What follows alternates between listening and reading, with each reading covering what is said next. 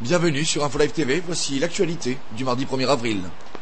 Suite aux pourparlers engagés à Annapolis, une conférence pour la paix au Proche-Orient se tiendra à Moscou cet été, sous l'égide du Quartet.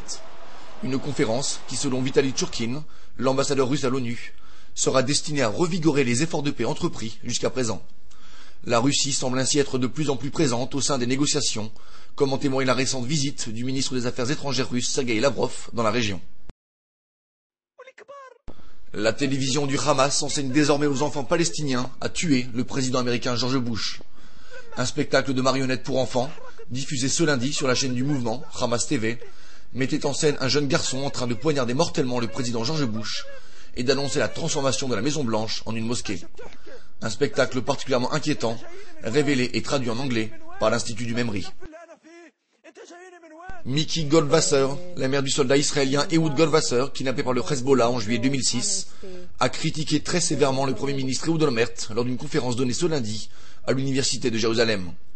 Madame Goldwasser a affirmé qu'il était plus facile pour Ehud Olmert d'abandonner des soldats en captivité plutôt que de payer le prix élevé de leur libération.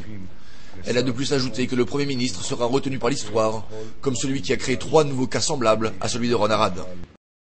L'ancien chef du parti travailliste, Amir Peretz, a vivement critiqué l'actuel président du parti et ministre de la Défense, Ehud Barak, lors d'un meeting du parti travailliste ce lundi. Amir Peretz a notamment accusé Ehud Barak d'être, je cite, totalement coupé de la réalité et de souffrir d'une obsession pour le poste de Premier ministre.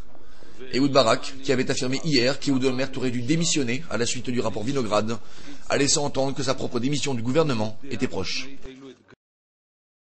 Le Premier ministre israélien Ehud Olmert, lors de sa rencontre avec le Premier ministre japonais Yasuo Fukuda le 27 février dernier, aurait admis que la frappe contre une installation nucléaire syrienne en septembre dernier avait été l'œuvre de l'aviation israélienne. Une information révélée par le quotidien japonais Asahi Shimbun sur son site internet.